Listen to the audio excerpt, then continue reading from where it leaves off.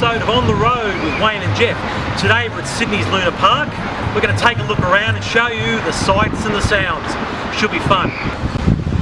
But right now we're moving down through Luna Park. This looks interesting. What's coming up here?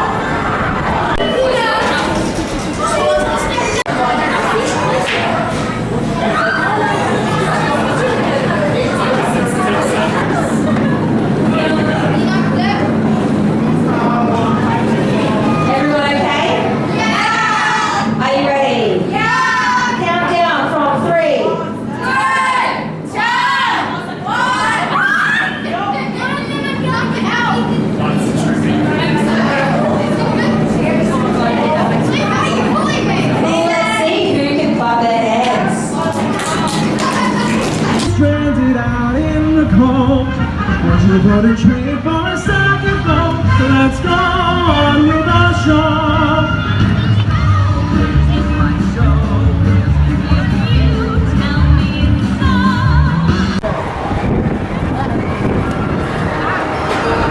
The Harbour Bridge.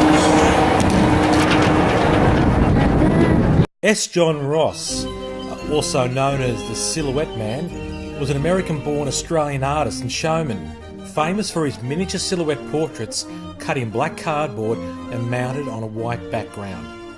Anyone who visited Luna Park from the 40s right through to the 80s would have seen his stand there. He'd become very famous and appeared on many TV programs, other media appearances. The Sydney Royal Easter Show, S. John Ross, legend at Luna Park.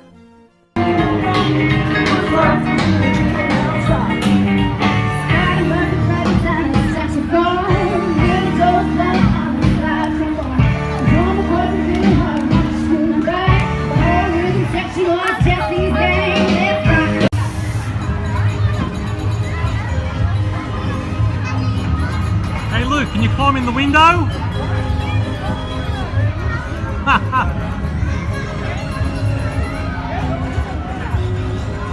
And here goes Luke, and he's almost at the top.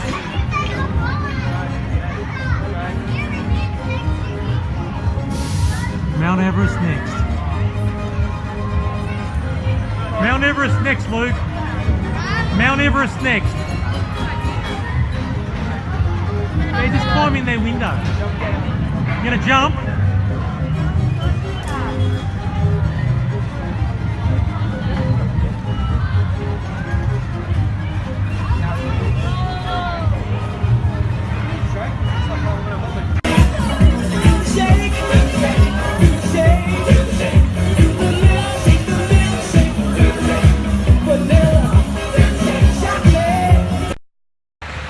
After that tragic fire of '79, the ghost train burning, the Luna Park was closed down. Gates were shut. Everything was auctioned off. Literally everything. It was very sad. Friends of Luna Park were an organisation that were dead set into getting Luna Park back on its feet again. It was headed up by Martin Sharp, Australia's famous artist. And they were determined that Luna Park would live again. And in fact it did. He redid the face, repainted most of Luna Park as you see it, and Coney Island. So make sure that when you're in Sydney, have a walk through Luna Park. Go in and have a look at Coney Island. It's definitely it's a treasure here in Sydney. The location of Luna Park was formerly occupied by a series of workshops, cranes and railway sidings used to provide for the construction of the Sydney Harbour Bridge. When the Sydney Bridge was completed in 1932, North Sydney Council opened applications for tenders to develop the site.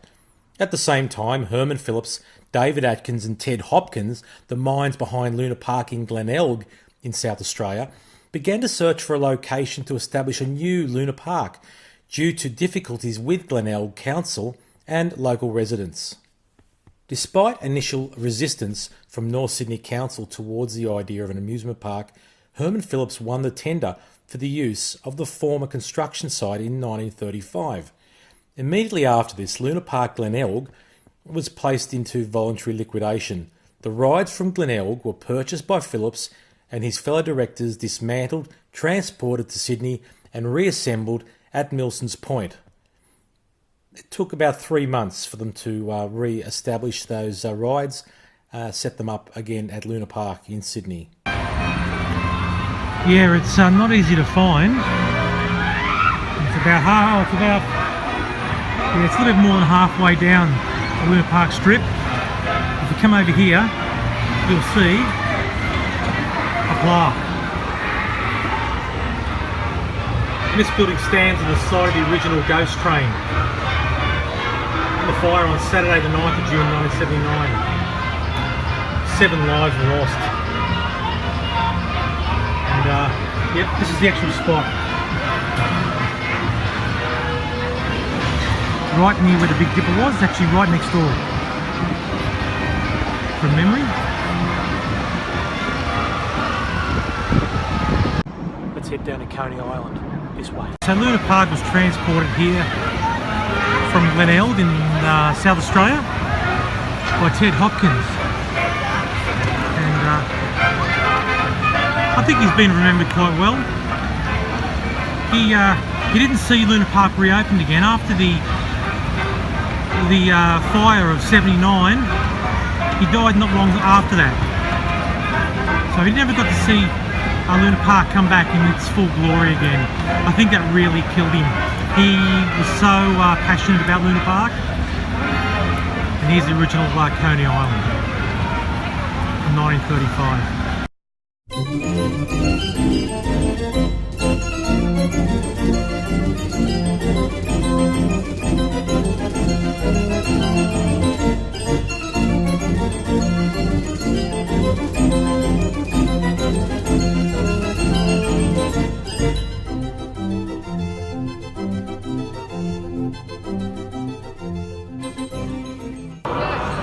What's it like here in Coney Island?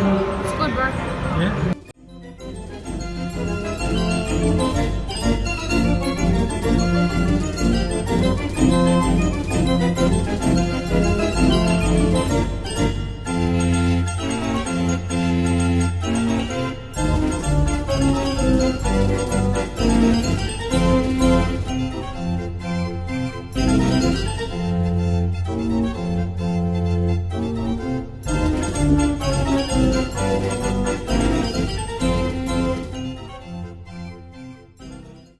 How was that? It was awesome, but scary. I died. Luna Park, your lazy sunny day. Luna Park, your crazy funny ways. Roller coaster, Harbour Bridge, meet the laughing clowns. Coney Island, penny arcade as we go merry-go-round. Just for fun. Just for fun, Luna Park, Luna Park. You've seen good days and bad, Luna Park. A coat of paint is all you had, Luna Park, Luna Park.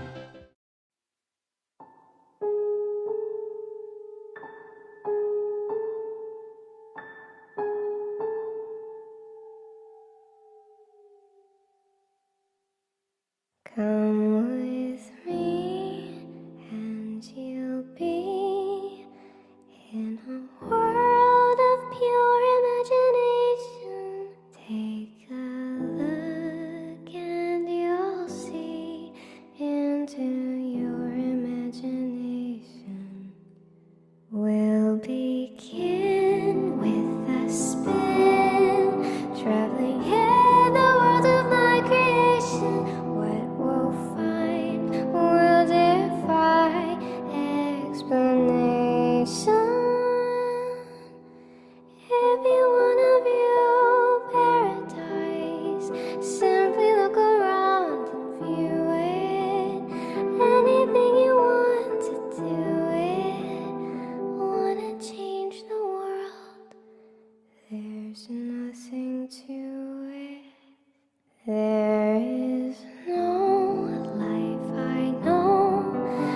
compare